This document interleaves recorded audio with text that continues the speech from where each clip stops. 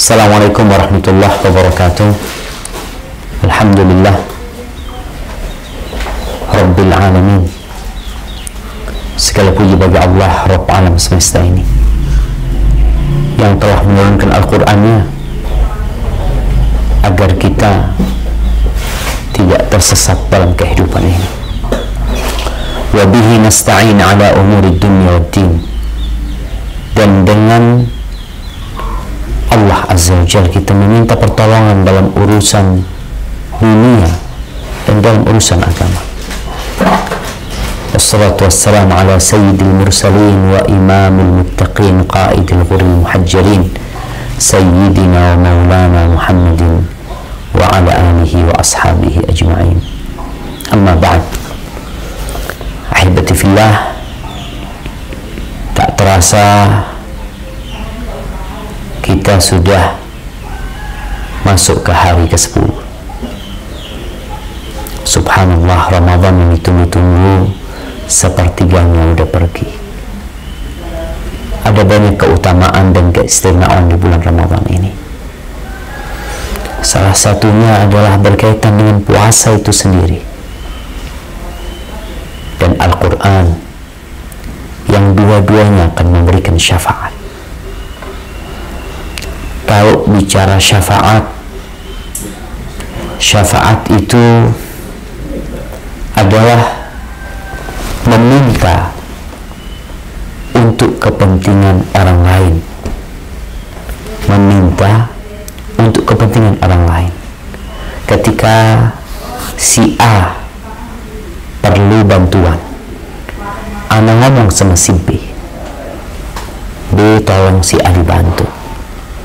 Itulah yang disebut dengan syafaat. Habibati fillah, kehidupan ini akan berakhir, cepat atau lambat.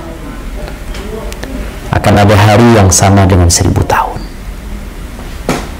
Dan kita hidup di muka bumi ini gak sampai 100 tahun.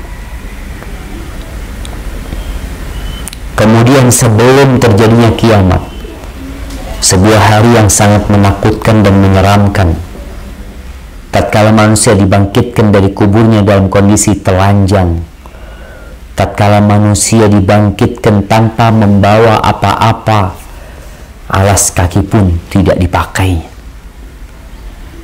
Kemudian matahari mendekat, mereka tenggelam dalam keringat mereka. Kemudian nanti akan ada penimbangan amal, akan ada hisab. Kemudian mereka harus melewati sirat sebelum mereka masuk ke surga Allah Azza wa Jalla. Maka diperlukan syafaat. Kadangkala ya kita bukan orang-orang yang banyak memiliki amal soleh. Para nabi akan memberikan syafaat, para malaikat memberikan syafaat, orang-orang soleh memberikan syafaat, amal-amal kebajikan juga memberikan syafaat. Namun pada hakikatnya syafaat itu milik Allah Azza wa Jalla. Allah berfirman di surat Az-Zumar ayat 44. Allah mengatakan, "Qulillah asy-syafa'atu jami'an." Katakan bahwa semua syafaat itu milik Allah Azza wa Jalla. Lahu mulkus samawati wal ard thumma ilaihi turja'un. Baginya segala kerajaan langit dan bumi, dan kepadanya kalian semua akan dikembalikan. Tapi sebelum terjadinya hari kebangkitan nanti, kita akan mati. Kita akan menanti penantian yang sangat panjang. Entah berapa ribu tahun kita akan menanti. Nabi Musa telah menanti. Nabi kita Muhammad alaihi salatu wassalam sudah 1430 tahun yang lalu meninggal dunia, dan beliau menanti dibangkitkannya hari kiamat. Berkaitan dengan puasa dan Quran ini akan memberikan syafaat. Sebelum nanti pada hari kiamat di alam kubur pun dia akan memberikan syafaat. Di dalam hadis yang diriwayatkan oleh Ibnu Hibban rahimahullahu ta'ala dari Abu Hurairah radhiyallahu anhu, dari Nabi alaihi salatu wassalam, beliau bersabda, "Innal mayyit idza wudi'a fi qabrih innahu yasma'u khafqan 'alaihim hina yuwalluna anhu. Sesungguhnya mayit ketika diletakkan di kuburan, dia itu mendengar suara kaki, suara sandal orang-orang yang pergi meninggalkan kuburan. Dia mendengar itu suara, mereka pergi. Fa in kana mu'minan, apabila dia orang yang beriman.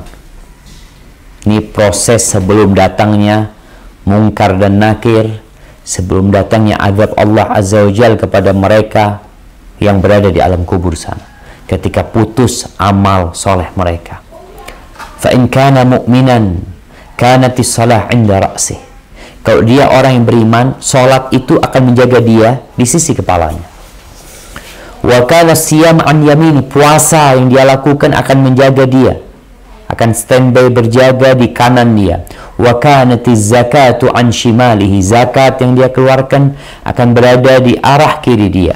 Wa kana fi'lul khairat minas sadaqati wassilati wal ma'ruf wal ihsan ila nas inda rijlaihi. Adapun perbuatan baik dia kepada manusia, ya sedekah dia, silaturahim dia, amar ma'ruf dia, semua kebajikan-kebajikan kepada manusia akan berjaga di arah kaki dia. Fataqulu salah ma qibali madkhal. Ketika datang dari arah kepala, salat mengatakan nggak ada arah masuk dari tempatku. Kemudian datang dari arah kanannya, di situ puasa akan mengatakan nggak ada jalan masuk dari arahku.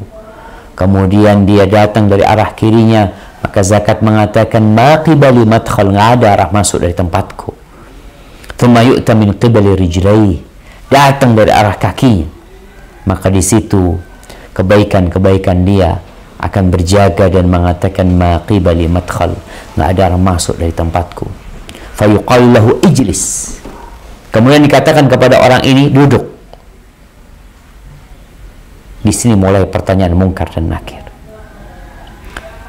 Waqad muthilat lahu syams waqad udniyat lil ghurub. Ini orang yang beriman, ditampakkan kepada dia seakan-akan ini di alam yang berbeda, seakan-akan ada matahari yang hendak tenggelam. Fayuqalu lahu, lalu dikatakan kepada mayit ini, ara'aita hadzal rajul alladhi kana fikum ma taqulu fihi. Orang yang ada di antara kalian nih, nabi yang diutus, apa pendapatmu tentang dia? Apa kesaksianmu untuk dirinya? Orang ini mengatakan, da'uni hatta usalli, tunggu biarkan aku mau salat dulu, ini matahari mau tenggelam nih, aku mau salat dulu. Fa yaqulu innaka sataf'al, tenang, engkau akan salat, tenang. Jawab dulu pertanyaan itu. Akhir singkat cerita dia dapat menjawab dengan baik. Kemudian ditunjukkan kepada dia tempat dia di surga, tempat dia neraka, bagaimana digantikan bagi dia tempat yang indah di surga Allah Azza wa Jalla. Kemudian kuburannya dibentangkan sepanjang sab'una dhira'an, 70 hasta disebutkan, dan diberi cahaya di kuburannya. Kembalikan jasad itu kepada awal dimulainya dia. Ahibati fillah, ibadah kita itu yang akan jadi bekal kita, bukan rumah yang kita bangun, bukan jabatan yang kita dapat, bukan bintang-bintang yang ada di pundak kita, yang mungkin kita dengan bintang tersebut, dengan jabatan tersebut, dengan harta yang kita miliki, kita mendapatkan banyak kemudahan di muka bumi ini. Tapi tatkala hayatmu selesai di sini, maka semua fasilitas itu akan dicabut oleh Allah Azza wa Jalla. Maka akan berangkat bersama amal solehmu. Berkaitan dengan syafaat puasa dan Quran, Rasulullah Sallallahu Alaihi Wasallam bersabda dalam hadis yang diriwayatkan Imam Ahmad, as-siyam wal Quran yashfa'ani lil abdi yawmal qiyamah. Puasa dan Quran itu akan memberikan syafaat buat hamba pada hari kiamat. Tadi kita bicara di alam kubur. Hadis tadi diriwayatkan Ibnu Hibban dan disahihkan oleh Syekh Albani rahimahullahu taala. Di hadis yang lainnya Rasulullah sallallahu alaihi wasallam menjelaskan bahwa syafaat itu akan berlanjut nanti pada hari kiamat. Yaqulu siyam ay rabbi mana'tuhu at-ta'am wasyahawat bin nahar. Puasa akan hadir mengatakan, ya Allah, wahai Rabbku, aku tuh menghalangi dia dari makan dan dari syahwat dia. Fasyaffi'ni fihi, maka terima syafaatku untuk dia. Wa yaqul Quran, dan Quran pun datang belain dia mengatakan, mana'tuhun naum bil lail, aku tuh menghalangi dia dari tidur malam, dia baca Quran di malam hari, salat dia. Fasyaffi'ni fihi, maka izinkan aku memberikan syafaat buat dia. Lalu Allah Azza wa Jalla menerima syafaat Quran dan syafaat dari puasa itu. Ahibati fillah, kita tahu bahwasanya membaca Al-Quranul Karim tidak wajib kecuali ketika kita sholat, ketika khutbah Jumat. Artinya sekarang ini bulannya Al-Quranul Karim, engkau mau baca Quran, tafadhal. Engkau nggak mau baca Quran, Allah nggak perlu dengan bacaanmu, kita yang perlu. Kalau masih ada muslim yang nggak mau baca Quran atau nggak mau belajar membaca Al-Quranul Karim dengan dalih sudah tua, terserah engkau. Tapi hari ini anak ingin menjelaskan bahwasanya apa yang kau baca itu akan datang memberikan syafaat buat dirimu di saat hartamu, jabatanmu, usahamu, pabrik-pabrikmu tidak dapat memberikan bantuan kepadamu karena memang kau tinggal. Ini Quran datang. Kata Rasulullah sallallahu alaihi wasallam dalam hadis yang diriwayatkan Imam Muslim, "Iqra'ul Qur'an fa innahu ya'ti yaumal qiyamah syafi'an li ashabihi." Rajinlah membaca Al-Quran. Baca tuh Quran. Jangan sibuk dengan handphonenya, dengan gawainya. Jangan sibuk dengan tontonannya. Apalagi di bulan turunnya Al-Quran Karim, bulan Ramadan. Karena Quran akan datang pada hari kiamat syafi'an. Datang menjadi pemberi syafaat bagi penghafalnya, bagi pembacanya pada hari kiamat kelak. Hadis riwayat Muslim. Kemudian di hadis riwayat Tirmidzi dari Abu Hurairah radhiyallahu anhu, dari Nabi alaihi salatu wassalam, beliau bersabda, yaji'ul Qur'an yaumul qiyamah, akan datang Quran pada hari kiamat mengatakan, ya Rabbi hullahu, wahai Rabbku, kasih dia, au hallihi, kasih hiasan buat dia ya Allah, perindah orang ini, dia suka membaca aku ya Allah, membaca kalammu. Fayulbasu tajul karamah, lalu dia dikasih taj, dikasih crown yang ada di kepalanya yang penuh dengan kehormatan. Tsumma yaqulu ya Rabbi zidhu, ya Allah tambahkan perhiasan buat dia, bikin dia indah. Kita tuh kalau di dunia kan, apa yang membuat orang jadi indah? Pakaiannya, gelangnya, jamnya, cincinnya. Nih orang kasih crown yang ada di kepala tuh, kasih mahkota. Kalau sekarang orang pakai mahkota malu-maluin, engkau siapa, engkau raja. Nanti di hari kiamat Allah akan berikan karena Quran yang kau hafalkan, dihiasin dengan itu. Kemudian dikasih pakaian kehormatan. Tsumma yaqulu ya Rabbi irda anhu, lalu dia mengatakan, ya Allah, ridhalah engkau kepadanya, maka Allah pun ridha kepadanya. Fayuqalu lahu, lalu dikatakan kepada orang ini, iqra, tuh baca. Udah selesai nih kehidupan dunia, dalam artian ya udah nggak bisa dia menambah amalan. Nanti pada hari kiamat dia akan disuruh membaca Quran yang dia hafal. Hadis ini menjadi salah satu fadilah menghafal Al-Quran Karim.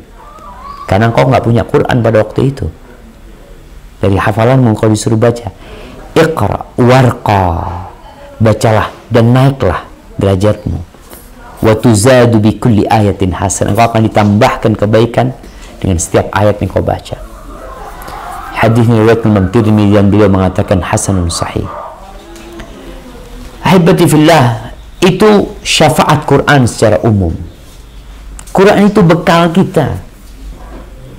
Maka kenapa orang-orang dari kalangan salafus saleh, dari kalangan sahabat, tabi'in, mereka berlomba-lomba membaca Al-Quranul Karim, berlomba-lomba menghafal, menghatamkannya, memulainya dari awal kembali sampai dia hafal, karena mereka tahu dengan fadilah Al-Quranul Karim akan memberikan syafaat. Rasulullah sallallahu alaihi wasallam dalam hadis riwayat Bukhari Muslim mengatakan, la hasada illa ala thnatain, nggak ada hasud, nggak ada iri, nggak ada keinginan apa yang dimiliki oleh orang lain agar dia juga punya seperti itu, kecuali di dua hal. Kita tuh nggak boleh hasud dalam urusan dunia. Allah fulan punya mobil, kita ingin mobil itu kita miliki. Nggak boleh hasad kecuali di dua perkara.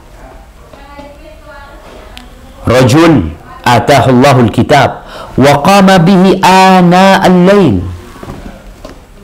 Yang pertama adalah orang yang Allah kasih Al-Quranul Karim dan dia bangun di malam hari membacanya. Dia ingin seperti itu. Boleh nih hasad. Bukan hasud kepada tetangganya karena rumahnya lebih besar, karena mobilnya lebih bagus, karena motornya lebih mahal, bukan. Tapi hasud dalam urusan Al-Quran Karim. Ya Allah, fulan kok bisa hafal, ya anak kok nggak hafal, ya Allah, aku mau menghafal. Wa rajul a'tahullahu malan. Yang kedua, hasud yang kedua boleh terhadap seorang yang Allah berikan harta kepada dia, fahuwa yatasaddaqu bihi ana al-lail wa ana an-nahar. Dan dia bersedekah dengan hartanya siang malam. Kalau baca Quran di hadis ini dikatakan malam hari, karena memang ada fadilah tersendiri membaca Al-Quran di malam hari. Ahibati fillah, masih terlalu banyak fadilah membaca Al-Quranul Karim. Selain syafaat, pahala-pahala yang akan diberikan. Antum kalau nggak bisa sedekah 1 ekor onta, berat buat antum sedekah 1 ekor onta, puluhan juta harganya. Antum baca 1 ayat dari Al-Quran Karim, insya Allah seperti antum mendekatkan diri kepada Allah dengan 1 ekor onta yang besar, yang gemuk. Hari ini sudah berapa juz antum membaca Al-Quran Karim?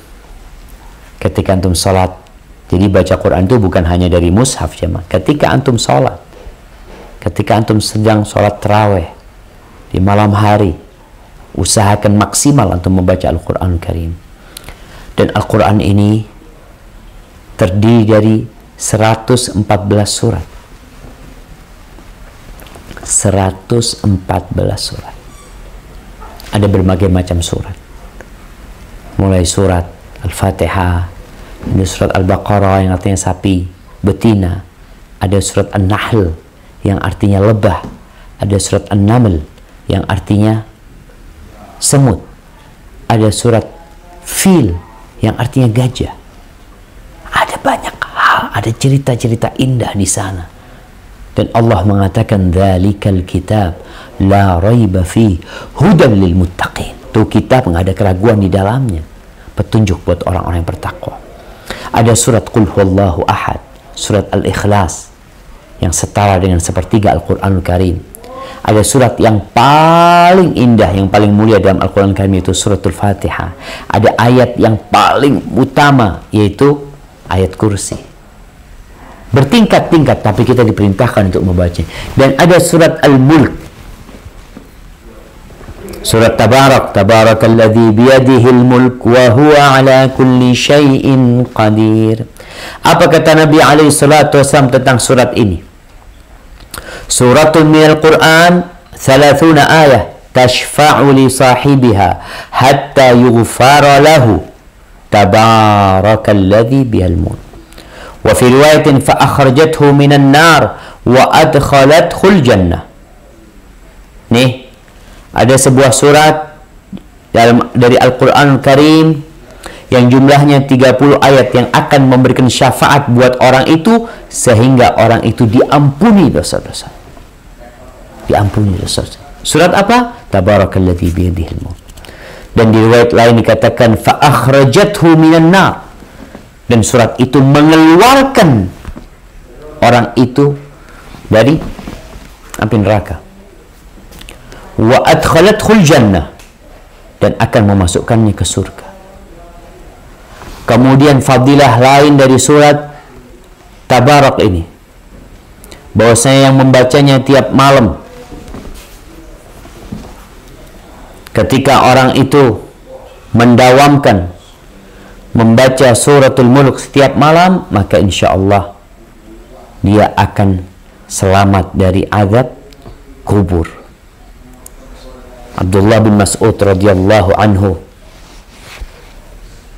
tadi hadis yang kita baca berkaitan dengan puasa akan memberikan syafaat. Abdullah bin Mas'ud radhiyallahu anhu mengatakan, yu'tar rajulu fi qabrihi fatu'ta rijlahu fataqulu rijlahu. Nih, ada orang yang mati di kuburan, didatangi dari arah kirinya, dari arah kakinya. Lalu kakinya mengatakan, laisa lakum ala ma qibali sabil. Engkau nggak ada, nggak bisa masuk dari arahku. Kenapa? Kana yaqumu yaqra'u bi suratul Mulk. Dia tuh biasa salat malam membaca surat Mulk.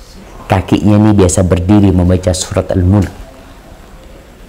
Di mana sebaik-baiknya salat malam itu yang panjang bacaannya. Thumma yu'ta qibala min qibali sadrih atau qala badnih.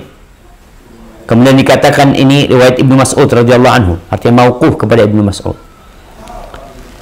Datang dari arah perutnya, arah dadanya, lalu dikatakan, engkau nggak bisa masuk dari tempatku, karena dia biasa membaca surat Al-Mulk. Kepalanya juga didatengin. Subhanallah, di situ pun dia mengatakan, engkau nggak bisa masuk, dia biasa membacaku. Artinya kalau kita lihat, bacaan itu perlu tenaga untuk berdiri, perlu perenungan dengan hati, perlu juga pemikiran dengan mentadabburi apa yang ada dalam surat tersebut. Bukan hanya membaca biasa. Kemudian qala fahiyal mani'ah, ini kata Ibnu Mas'ud, fahiyal mani'ah tamna min adzabil qabr.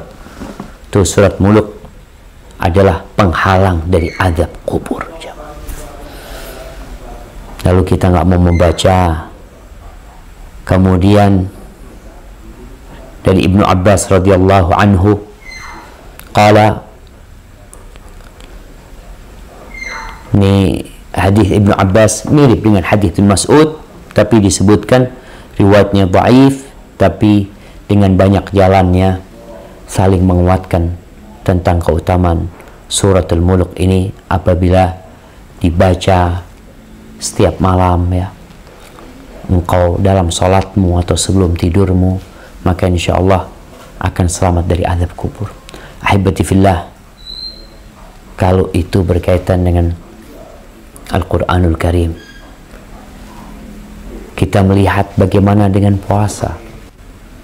Kita nggak hanya bicara puasa Ramadan, karena kalau kita ngelihat ada orang yang hanya melaksanakan yang wajib-wajib aja. Iya, cukup Ustadz. Ya, kalau dibicara cukup, engkau urusan dunia, pernahkah cukup dengan yang primer? Yang penting punya rumah, nggak kena hujan. Engkau mencukupkan diri dengan kendaraan yang penting nggak mogok, motor seperti itu, makan cukup yang menegakkan punggung. Apakah engkau mencukupkan diri dengan itu? Tidak. Manusia sangat berambisi dalam urusan dunia.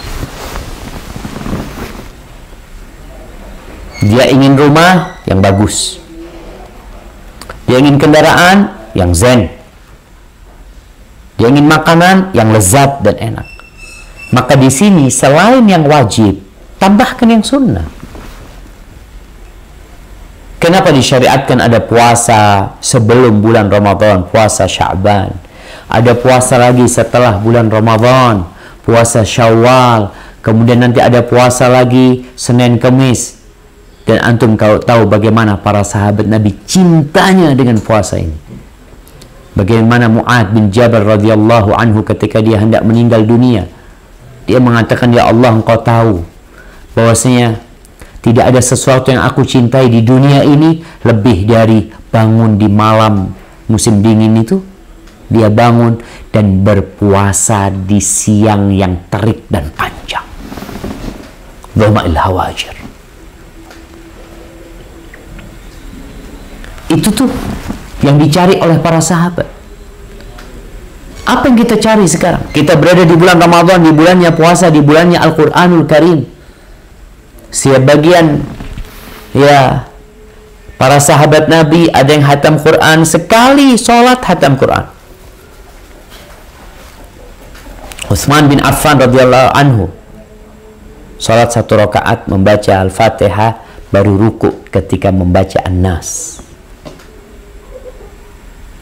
Rasulullah Sallallahu Alaihi Wasallam sendiri, bagaimana beliau sholat nih, membaca Al-Quran. Kita tahu Quran yang dibaca, berdiri sampai bengkak beliau kakinya. Beliau membaca Al-Baqarah, membaca An-Nisa, membaca Ali Imran 1 rakaat. 3 surat ini 5 juz lebih, 1 rakaat. Bagaimana dengan rakaat kedua beliau? Rakaat ketiga, keempat, kelima, keenam, ketujuh, kedelapan, kesembilan, ke-10, ke-11. Berapa juz yang beliau baca ketika sholat malam? Dan Quran akan memberikan syafaat. Bagaimana pengaruh Al-Quran Karim? Kalau kita lihat pengaruh Al-Quran nanti di akhirat, nanti di alam kubur, jelas. Ternyata Al-Quranul Karim itu membuat orang menjadi dermawan. Orang yang suka membaca Al-Quran Karim. Ketika Nabi SAW tadarus bersama Jibril di bulan Ramadan, apa kata Ibnu Abdullah bin Abbas? Fala Rasulullah sallallahu alaihi wasallam ajwadu bil khair min ar-rihil mursalah. Nabi itu kalau sudah tadarus sama Jibril di bulan Ramadan lagi nih, Qurannya baca di malam hari, siang harinya berpuasa, beliau itu jadi lebih dermawan dalam urusan harta ini daripada angin yang dikirimkan. Tidak ada yang disimpan nama Nabi SAW. Quran itu kalau dibaca dengan makna dan artinya akan membentuk karakter seorang muslim menjadi orang yang lebih baik. Tapi banyak di antara kita yang baca Quran ya sekedarnya. Walhamdulillah sekarang jamaah, dimanapun antum berada, antum bisa bawa tuh Quran dengan artinya, dengan tafsirnya. Tinggal maukah kita mengkaji Al-Quran Karim? Maukah kita mendapatkan syafaat dari Al-Quran ini? Imam Syafi'i bisa menghatamkan Quran di bulan Ramadan 60 kali, sehari 2 kali. Kita udah 10 hari masih Al-Baqarah belum selesai. Barakallahu fikum jamaah, agar kita bisa lebih memaksimalkan, mengoptimalkan waktu untuk bertanya ya. Ana kembalikan kepada pembawa acara. Nah. Alhamdulillah Ustaz, Masya Allah. Sekali lagi terima kasih atas materi yang disampaikan. Ini kaya sekali dengan pengetahuan baru Ustaz terkait dengan topik yang disampaikan juga. Baik Ustaz, mungkin kita bisa langsung saja membacakan beberapa pertanyaan dari jamaah Ustaz. Mungkin pertama saya bacakan,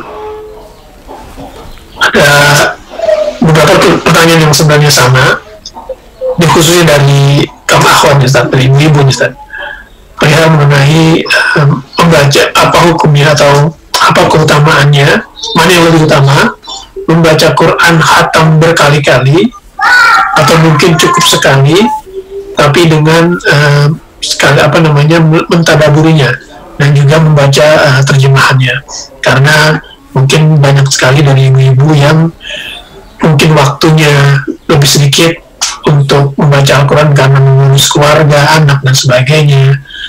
Dan kemudian ini pertanyaan selanjutnya terkait dengan ibu-ibu adalah mungkin sudah pernah disampaikan juga kepada Ustadz, mungkin juga beberapa ibu-ibu lain juga mungkin bertanya-tanya, tapi mungkin juga belum sempat menanyakannya atau mungkin malu menanyakannya, gimana hukumnya untuk ibu-ibu atau kaum akhwat yang sedang berhalangan Ustadz,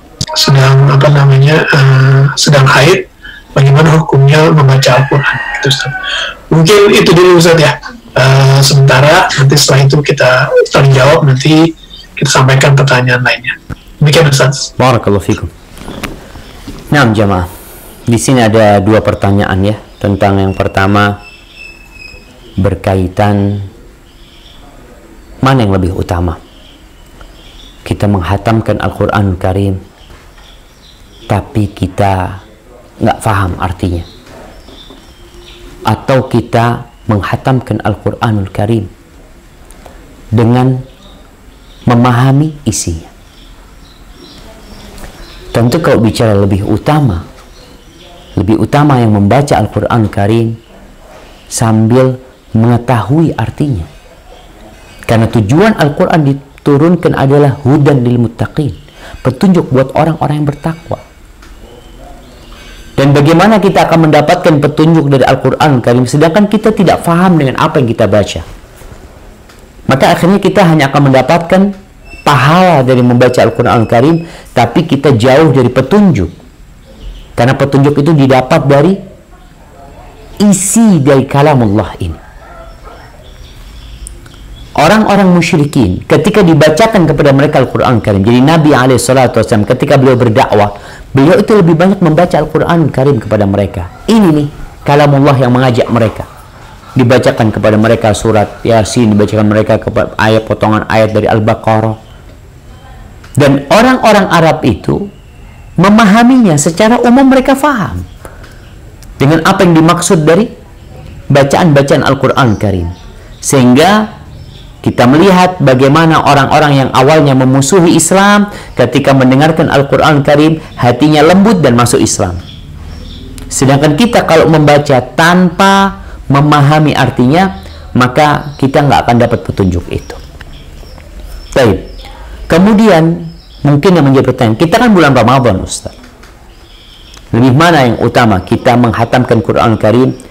Karena kalau kita lihat Rasul SAW mengatakan la yafqahul Quran man qara'a aqal min thalath, nggak akan dapat memahami Al-Quran Karim orang yang membaca kurang dari 3 malam. Baca Quran kurang 3 malam udah hatam. Jadi kalau dia kurang, dia sulit untuk memahaminya. Tapi kita melihat ternyata ada para sahabat yang diriwayatkan dari mereka, kemudian juga para tabi'in dan juga para tabi'ut tabi'in serta ulama-ulama, ternyata ada yang membaca Quran, ada yang sehari hatam.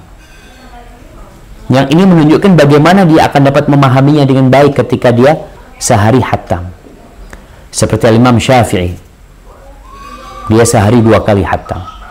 Jamaah rahimakumullah, kalau kita melihat mereka, orang yang biasa membaca Al-Quran Karim, sehingga buat dia bacaan itu udah lancar sekali. Apalagi ketika dia membacanya di bulan yang penuh dengan barokah ini.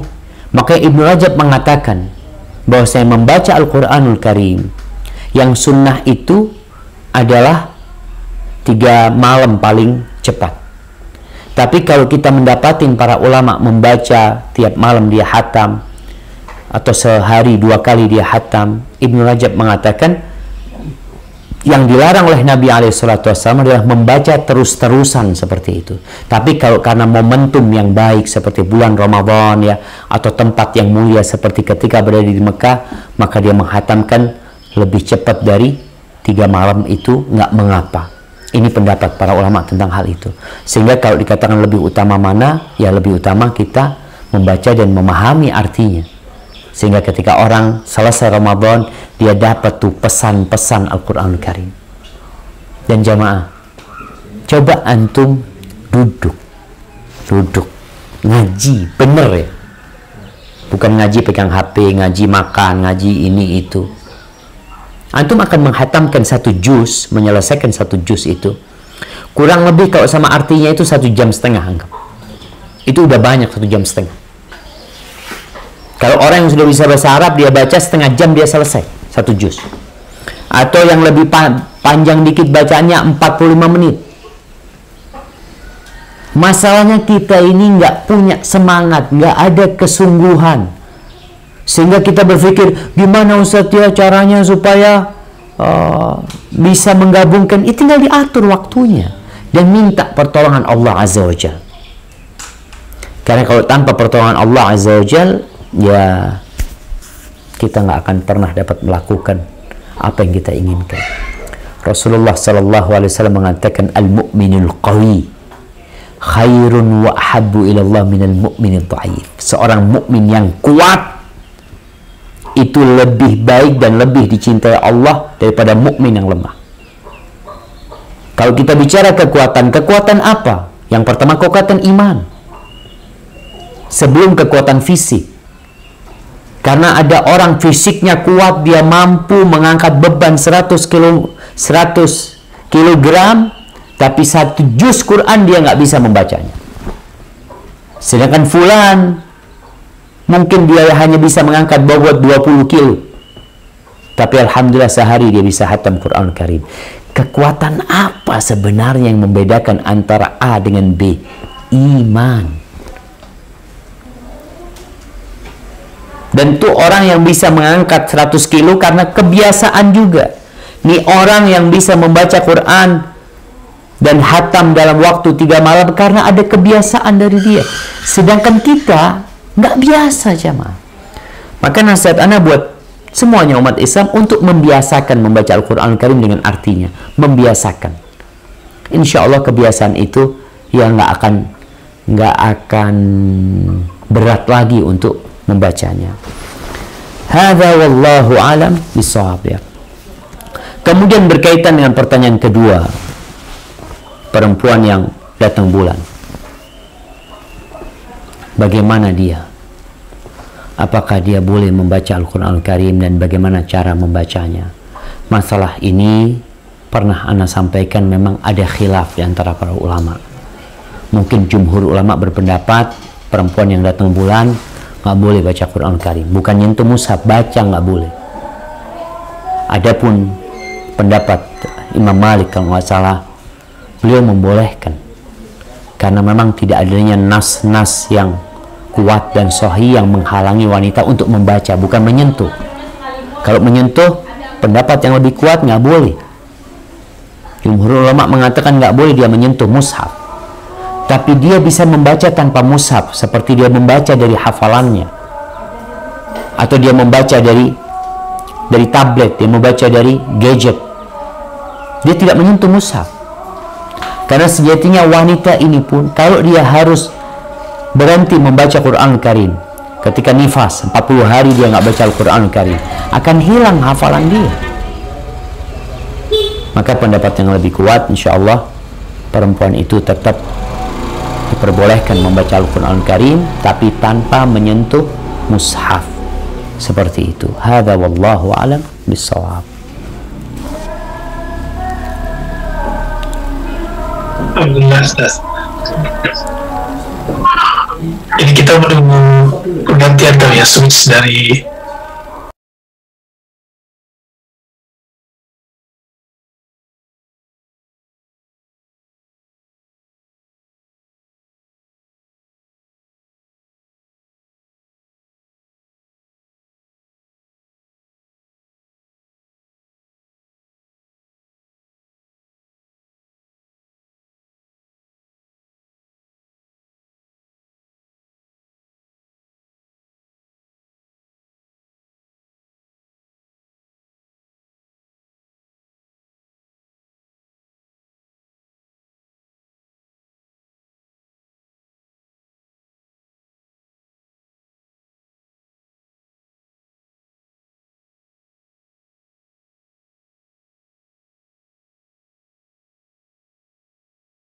jumlah pertanyaan yang sekiranya sama nih Ustaz, kurang lebih sama esensinya, agar bisa lebih menjawab kepada lebih banyak jamaah. Nah, ini pertanyaan selanjutnya adalah, ada pertanyaan ini, bahkan ada salah satu ditanyakan juga oleh jamaah kita yang berumur 10 tahun Ustaz. Jadi apa hukumnya membaca Al-Quran atau sholat, ketika sholat khususnya mungkin dalam saat ini yaitu sholat tarawih, membaca ayat-ayatnya dengan mushaf atau membaca melalui gadget, jadi baca Quran sambil sholat atau sebaliknya sholat sambil baca Al-Quran. Jadi gimana Ustaz? Mohon Iya. pencerahan itu. Iya jemaah, subhanallah jemaah. Ya, berkaitan dengan bagaimana sekarang nih, apalagi kondisi pandemik ini ya, dimana orang-orang akhirnya sholat di rumah, mereka jadi imam, padahal hafalan Qur'annya cuma qul huwallahu ahad, qul a'udzu birabbil falaq, qul a'udzu birabbin nas ya. Sampai ada orang yang tanya, Ustaz gimana suami ana ini Ustaz? Ya dia hafalannya cuma itu Ustaz. Jadi ana malas jadi makmum sama dia gitu loh, karena bacaannya itu aja. Masjid ya kondisinya seperti ini. Apakah boleh sekarang memegang mushaf dan membacanya ketika sholat? Berkaitan dengan sholat sunnah, maka diperbolehkan oleh orang yang menjadi imam.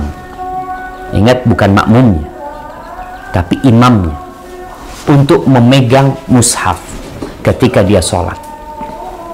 Sebagaimana dari riwayat dari Aisyah radhiyallahu taala anha bahwa maulanya Zakwan itu ketika menjadi imam, dia membawa lembaran-lembaran mushaf. Karena dia nggak hafal, dia membawa lembaran-lembaran mushaf. Ingat, ini untuk sholat sunnah. Dia bawa lembaran-lembaran mushaf, dia sholat. Adapun makmum, enggak. Sehingga diperbolehkan orang sekarang ketika dia di rumahnya jadi imam, umpamanya dia nggak pegang mushaf, tapi umpamanya tadi ditaruh itu mushaf di depan dia, kemudian dia baca dari sana, insya Allah nggak masalah dia membaca dari mushaf tersebut. Atau dia pegang kalau Qur'annya tidak terlalu besar. Namun nasihat anak ketika sholat memegang mushaf, maka jangan sibuk mencari halamannya ketika sudah sholat. Sebelum sholat udah dipersiapkan. Bukan ketika sholat ya kemudian dia ambil mushaf, kemudian dia cari, dia mau baca surat Hud ya, dia berangkat ke daftar isi, oh halaman sekian, kemudian dia cari, ternyata lupa dia sama halamannya, dia buka lagi.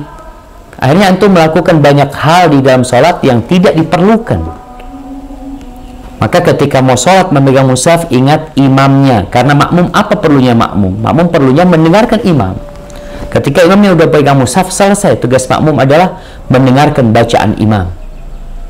Maka mau pegang Quran, mau pegang Quran kecil atau Quran besar yang ditaruh di depan dia, maka itu diperbolehkan. Adapun memegang gawai, lebih baik jangan. Memegang handphone ini, orang kadang-kala pegang handphone.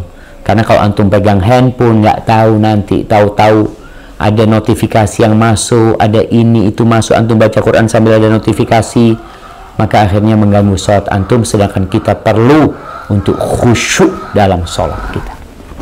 Hadza wallahu a'lam bissawab. Nah.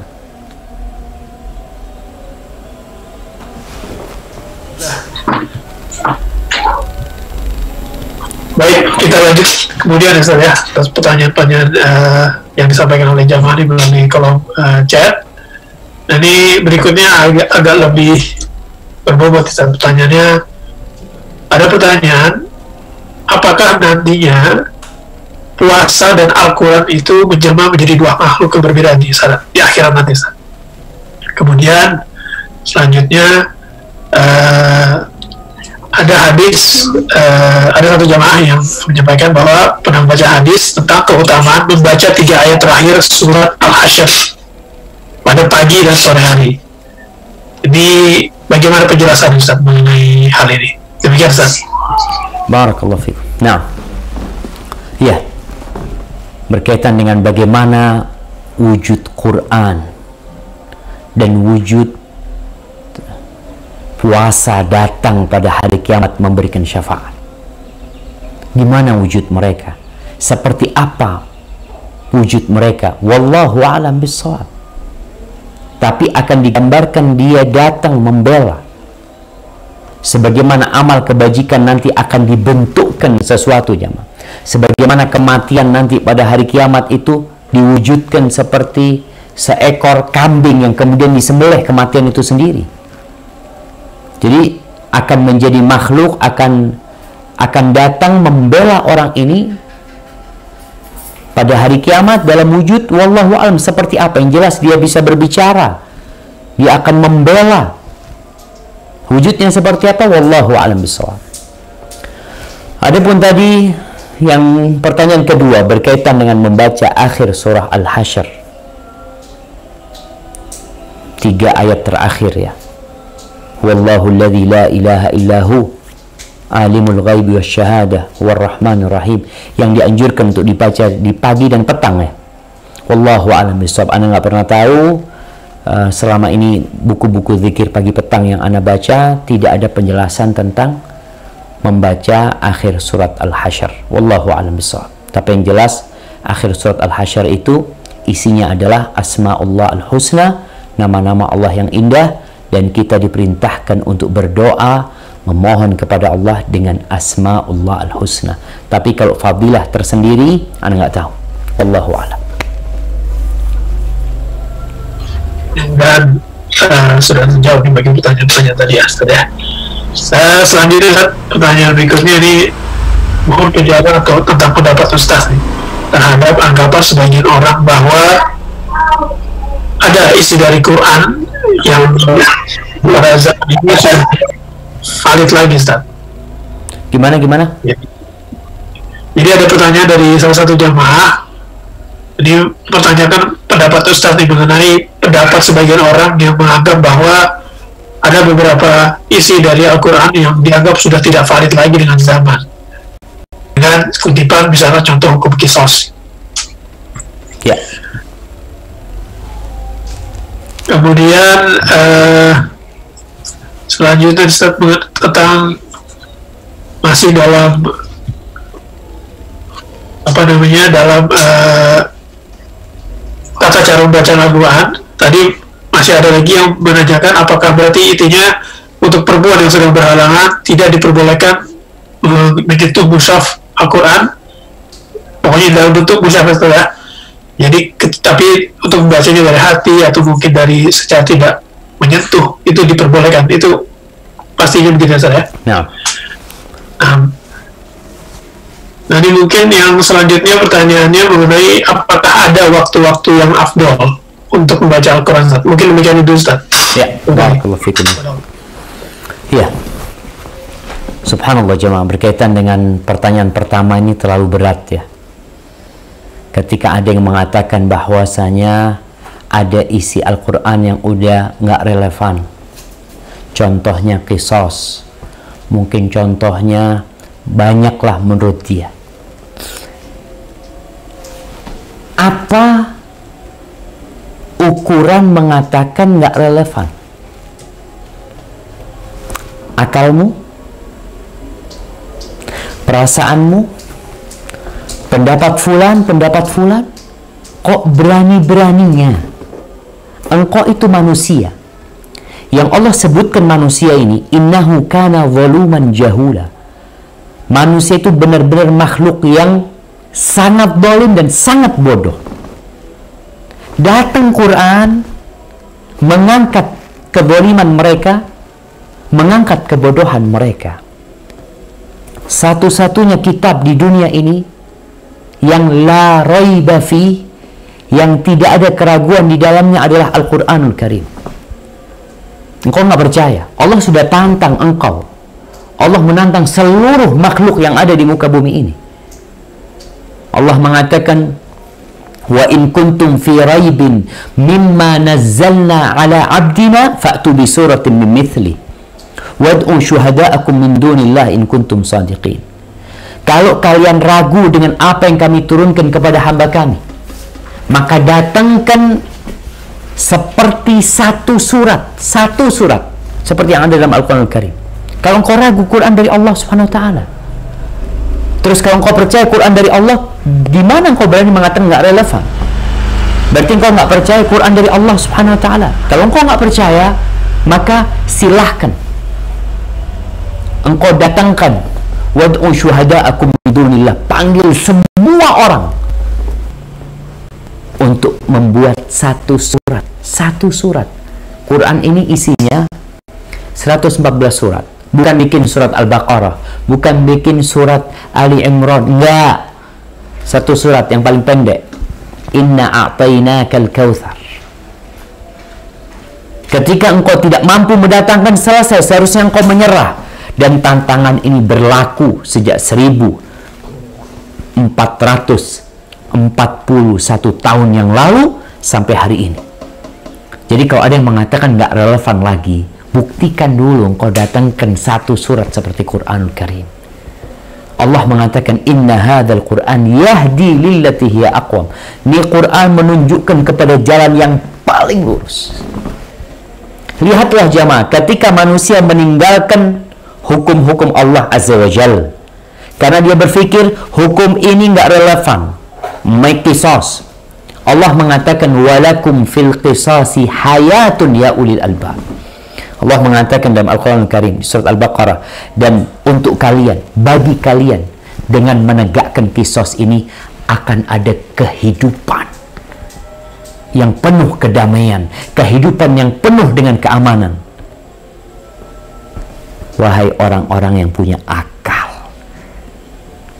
Sekarang Allah ngajak kita berpikir jamaah. Kriminal yang terus terjadi di negeri kita, di Indonesia ini. Ana membaca sensus atau hasil tahun 2011. Bahwasanya di Indonesia ini 2011 insya Allah. Itu salah Ana. Itu sebelumnya. Itu tiap hari yang terbunuh ada 44 orang atau 5 orang. Tiap hari. Dulu. Entah sekarang berapa tiap hari yang dibunuh. Kemudian ketika pembunuh ini ditangkap, diancam, dia dihukum seumur hidup. Atau dia dihukum 15 tahun. Di penjara sampai ngasih makan dia. Kalau dikatakan sehari 4 orang yang mati dibunuh, kemudian setahun berarti ya ada 700-an orang-orang yang masuk penjara, pembunuh-pembunuh tersebut. Ada yang bunuh 2, 3 orang, ada 4 orang yang membunuh sekawanan mereka, kemudian dikasih makan terus, dan terus pembunuhan berulang kali karena mereka nggak ada efek jera. Tapi ketika qisas diberlakukan, mungkinkah orang akan membunuh orang lain? Apakah akan ada pembunuh bayaran yang dia berpikir, aku kasih uang sekian kau bunuh fulan, terus dia berpikir, aku kalau bunuh fulan aku mati, buat apa uang segitu gitu. Tetap kalau ingin kehidupan yang damai, ingin kehidupan yang aman, qisas dijalankan. Ya, di beberapa negara mereka mencabut hukuman mati. Tapi ternyata banyak negara belum mencabut hukuman mati. Amerika sendiri nggak mencabut hukuman mati. Indonesia sendiri, negeri kita, tidak mencabut hukuman mati. Tetap ada hukuman mati. Pengedar narkoba, bos-bos dihukum mati. Karena tahu ternyata hukum yang dibuat manusia ini serba kacau.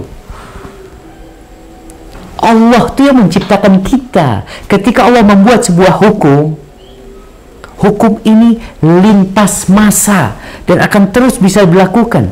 Karena Allah tidak menurunkan kitab lain setelah Al-Quranul Karim. Allah tidak mengutus nabi lain setelah Nabi Muhammad SAW. Maka nggak ada. Jadi ucapan nggak relevan itu tadi awalnya kalau kau ngatakan nggak relevan, datangkan satu surat seperti Al-Quran Karim. Dan kemudian engkau buktikan hukum-hukum yang dibuat manusia. Hukum itu akan direvisi, akan direvisi, akan direvisi. Setiap generasi akan merevisi. Selanjutnya akan direvisi lagi. Oh, ternyata balik lagi ke hukum yang ini. Nanti direvisi lagi. Kenapa? Karena itu hasil karya manusia. Dan manusia ini, innahu kana zaluman jahula. Makhluk yang sangat zalim, mengikuti hawa nafsunya. Dan sangat bodoh. Dia tidak punya ilmu kecuali yang Allah berikan kepada dia. Itu berkaitan dengan pertanyaan tadi. Adapun pertanyaan selanjutnya berkaitan dengan apa, sampai lupa pertanyaan selanjutnya cuma. Adakah waktu yang afdol untuk membaca Al-Quran? Iya. Nah, tadi berkaitan dengan membaca Al-Quran buat wanita yang haid, jangan memegang mushaf, jangan menyentuh mushaf, tapi engkau boleh dengan ya gadget, pokoknya jangan disentuh mushafnya. Kau boleh pakai tafsir, boleh kitab tafsir, karena itu tidak disebut mushaf. Adapun waktu yang mulia untuk membaca Al-Quran Karim, Di hadis-hadis yang tadi kita baca berkaitan dengan Quran memberikan syafaat, yang paling utama adalah engkau membacanya ketika sholat di malam hari. Itu yang paling utama. Kalau nggak sholat, ya sedang nggak sholat lah, tapi di malam hari, bukan di siang hari. Karena apa? Karena tatkala puasa datang memberikan syafaat, minta izin kepada Allah Azza wa Jalla, dia mengatakan mana'tuhu at-ta'am wasyahwa fin nahar. Aku menghalangi dia dari tidur dan dari menyalurkan syahwatnya di siang hari. Sedangkan Quran mengatakan mana'tuhu nauma bil-lail. Ya Allah, aku menghalangi dia dari tidur di malam hari karena dia sibuk membaca aku. Maka membaca Al-Quran tetap siang malam kita membaca, tapi yang lebih utama adalah membaca di malam hari. Semakin waktu malam itu semakin berkualitas, semakin di sepertiga malam akhir, maka lebih utama lagi membaca Al-Quranul Karim pada waktu itu. Hadza wallahu a'lam bissawab. Alhamdulillah, Masya Allah. Jadi intinya Al-Quran itu benar-benar rahmat dan alamin ya. Jadi artinya ini sudah jelas di situ isinya, tidak ada kata tidak relevan, karena itu merupakan tuntunan bagi manusia sampai akhir zaman itu ya. Jadi tidak ada istilah Al-Quran itu tidak relevan di zaman kapanpun dan di manusia, di umat Islam dimanapun berada. Alhamdulillah Ustaz, jazakallah atas jawaban-jawaban atas pertanyaan yang disampaikan oleh jamaah. Nah di sini alhamdulillah mungkin sekitar 1-2 menit lagi azan maghrib. Masya Allah. Dan kita juga jam juga sudah menunjukkan pukul 5.30, artinya waktu kita mungkin sebentar lagi sudah selesai. Kami sampaikan mohon maaf kepada jamaah lain dengan pertanyaan yang belum sampai terjawab. Namun demikian, saya lihat ada beberapa pertanyaan yang tampaknya sudah terjawab juga oleh penjelasan Ustadz yang tadi. Jadi demikian Ustadz, mungkin sepertinya sudah harus kita akhiri dalam beberapa waktu yang dekat ini, karena waktu yang sudah sudah habis Ustadz ya. Nah, fadhol tutup amal doa kafaratul majlis saja. Baik Ustadz, insya Allah kita akan azan sudah. Subhanakallahumma wa bihamdika asyhadu an la ilaha illa anta astaghfiruka wa atubu ilaik.